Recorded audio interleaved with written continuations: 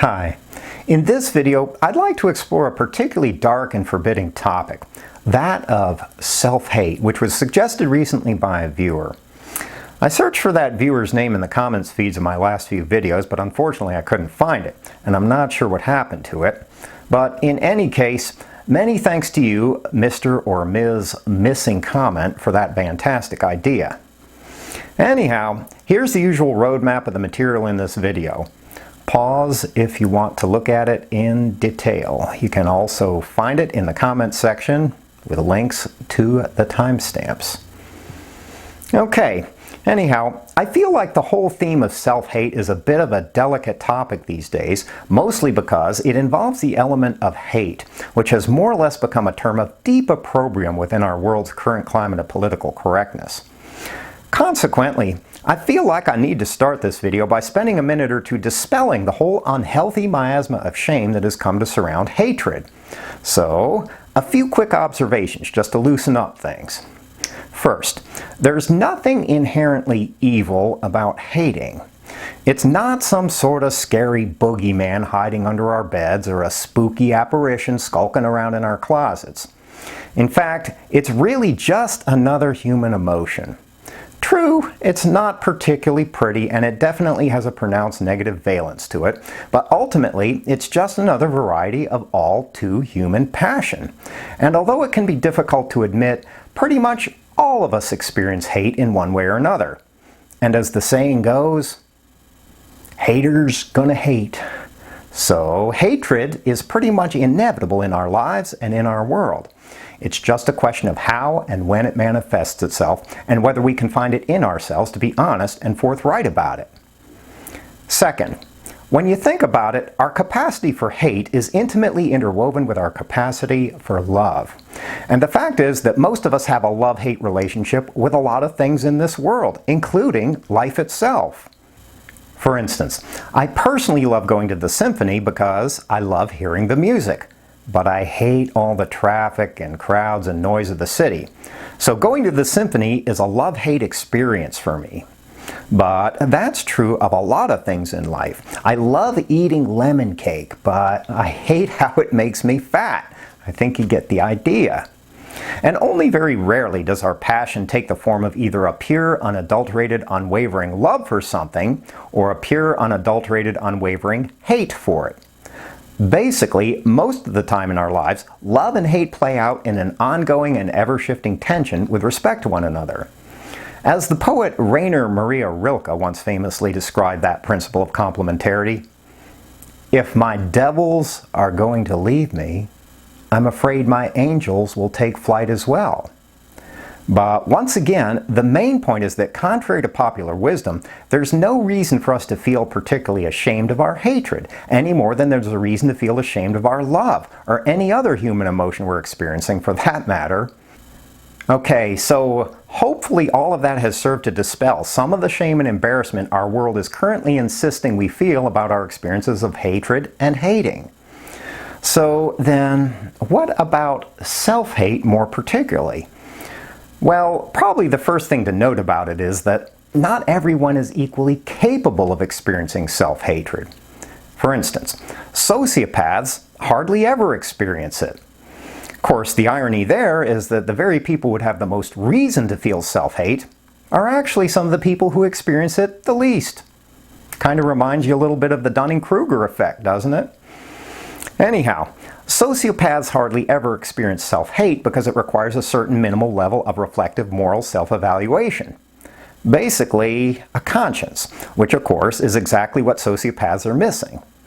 In other words, in order to experience self-hatred, we first have to possess enough reflective capacity to be able to perceive the deficient parts of ourselves. The parts that are weak, deformed, and ugly, for instance, or that are simply immature and undeveloped. But of course, some sociopaths are highly perceptive and intelligent, and also have a fairly well-refined ability to see into themselves. But what those sociopaths are missing is that they're still not bothered by what they perceive about themselves. And this gives us a clue as to the second element of self-hate, the capacity to be bothered or disgusted or repelled by what we see in ourselves, to feel some measure of revulsion or irritation or distaste for it. But of course, even if we're constitutionally capable of perceiving our deficiencies and being bothered by them, experiencing self-hate still requires something else. A certain degree of openness and honesty. And as most psychologists can readily attest, denial, self-deception, and repression are extremely potent forces in human affairs, most especially when the alternative involves experiencing some measure of shame.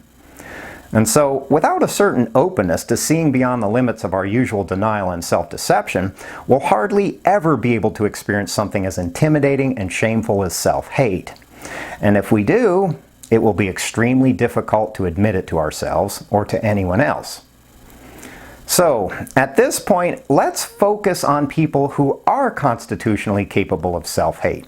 People who do have enough reflective capacity, as well as the ability to be bothered by their deficiencies, and also have enough basic openness and honesty to experience self-hate in the first place.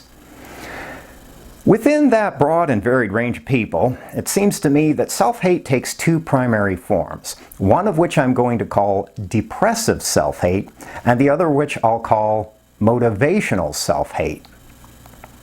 As the name probably suggests, depressive self-hate is the type that paralyzes or debilitates us, that makes us less than we'd otherwise be. In contrast, motivational self-hate, which is probably the type that Friedrich Nietzsche was describing in the quote at the start of this video, is the type that prods us toward bettering ourselves, especially with an eye toward confronting our faults and deficiencies. However, to understand these two forms of self-hate a little better, I'd like to draw upon the work of another philosopher, Martin Heidegger. In Being and Time, Heidegger draws a distinction between authenticity and inauthenticity. He describes authenticity, somewhat opaquely, in terms of Dasein's ownmost potentiality for being. That is, in terms of orienting ourselves in life toward fulfilling the possibilities that are most uniquely and most deeply our own. In contrast, he describes inauthenticity in terms of what we do much more often, deferring to how other people would have us be, mainly through the mechanisms of imitation and obedience. Anyhow, it seems to me that the reason why depressive self-hate is so debilitating is that it rests upon a foundation whose values and vision of life are not genuinely our own, but that we've adopted mostly because of the seductive allure of inauthenticity. In that regard, depressive self-hate isn't even self-hate properly speaking, because it's circulating around who and what we've been told we have to be rather than around our actual selves. And the supposed deficiencies we think we're perceiving in ourselves are merely the product of how we failed to meet standards that aren't genuinely our own in the first place. Standards that are the product of the ways we've been conforming to and blindly obeying the dictates of the anonymous crowd around us. And when you think about it, well, who wouldn't feel paralyzed and debilitated by all of that? Who among us wouldn't feel like we've contracted some sort of fatal disease, like we've been enfeebled and incapacitated by the virulent plague of life lived inauthentically? And ultimately, who among us wouldn't begin to hate what we've become at that point and to loathe our very existence itself? But as I mentioned earlier, depressive self-hate is only one of two possible forms. The other is what I'm calling motivational self-hate. This is the type that doesn't debilitate us, but that spurs us toward improving ourselves, especially so that we can eventually overcome the deficiencies in ourselves that we find so detestable. Consequently, unlike depressive self-hate, motivational self-hate actually energizes us and eventually makes us stronger than we ever were before. The reason why is that motivational self-hate is about comparing ourselves to how we authentically could be rather than to some sort of inauthentic standard. In other words, motivational self-hate is about moving toward our deeper possibilities in life and deriving strength from that movement. In that way, motivational self-hate is also about moving toward authentic existence, where the element of hatred is motivated by something called existential guilt. Basically, unlike guilt in its quasi-moralistic sense, existential guilt is about a kind of indebtedness to our deeper possibilities in life. The humanistic psychologist Abraham Maslow captures that sense of indebtedness pretty well. He writes, "What a man can be, he must be." In other words, there's a kind of drive or need to become what we can be in this life, to fulfill our best and brightest destinies rather than always blindly following the bleating herd. And the hatred of motivational self-hate has to do with recognizing how we're falling short of that. Basically, with recognizing our existential guilt. In turn, the energy of our motivational self-hatred moves us in the exact opposite direction, toward reorienting and reinventing ourselves in life and refusing to settle for anything less than fulfilling our deepest possibilities, and ultimately, our deepest personal destinies. However, at this point in the video, I would be remiss not to say something about how we might be able to move from depressive self-hate to its motivational counterpart, and ultimately into something like self-love. Essentially, the problem with depressive self-hate is the cyclical, self-perpetuating nature of it. And the reason why it perpetuates itself so easily is that it's difficult for us to gain any sort of larger perspective on what we're experiencing.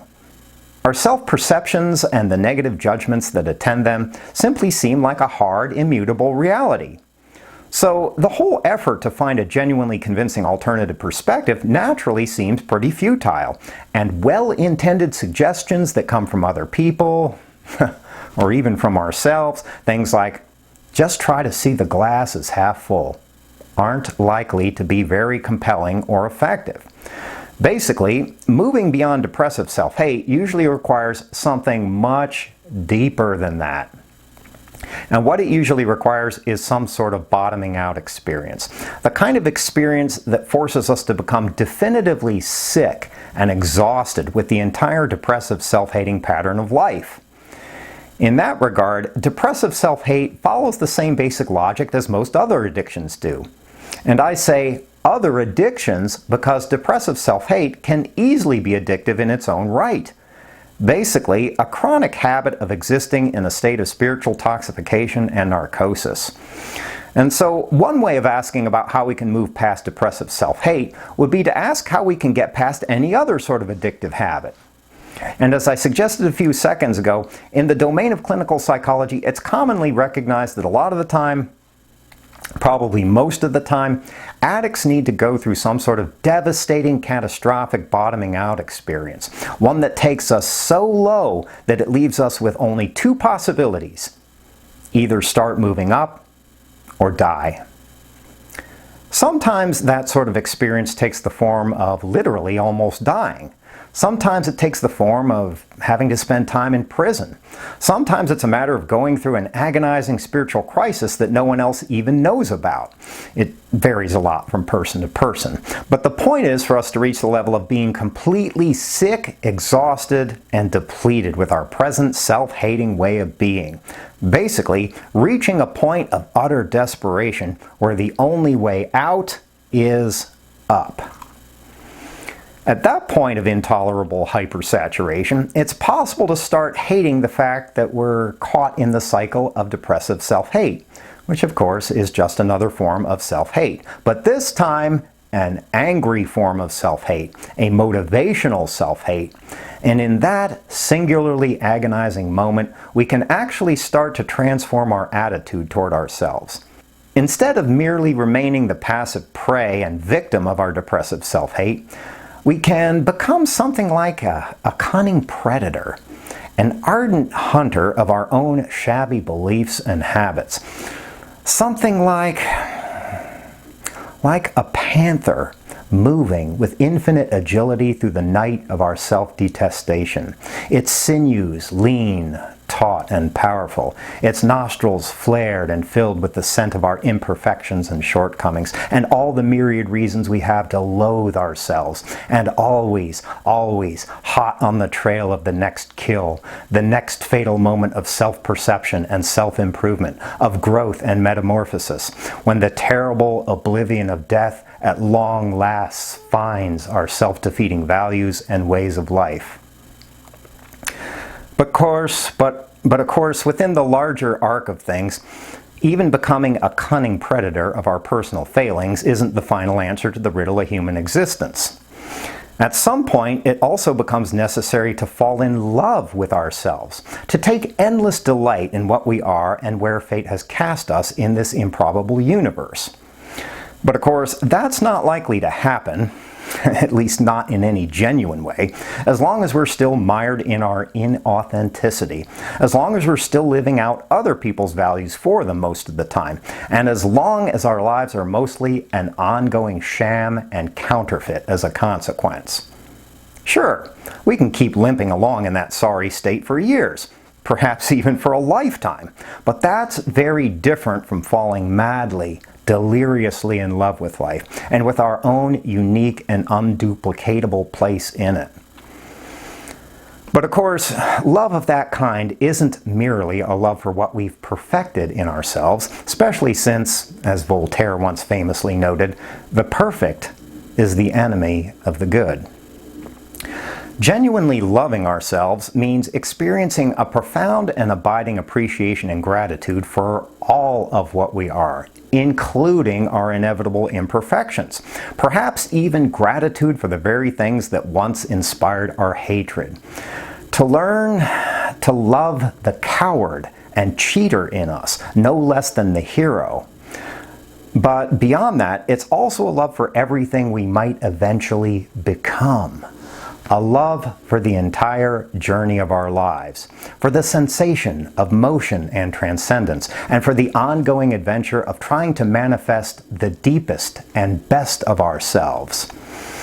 It's a love for the part of us that dreams of charting the course of our lives by the brightest stars in the firmament, and that yearns to navigate the oceans of this world by fulfilling our deepest destinies in life, no matter where the voyage may take us, through howling, storm-tossed seas, or to warm, placid latitudes of endless sun. To love ourselves is to learn to say a fervent yes deep in our hearts to all of it, and to all of what we are. And eventually, when the wind fills our tattered sails for the last time, and the sun sinks slowly into the dusky horizon at the end of all of our tomorrows, to love ourselves is to die smiling. I don't know what to say after that. Thanks for watching, and take care of your soul. Bye-bye.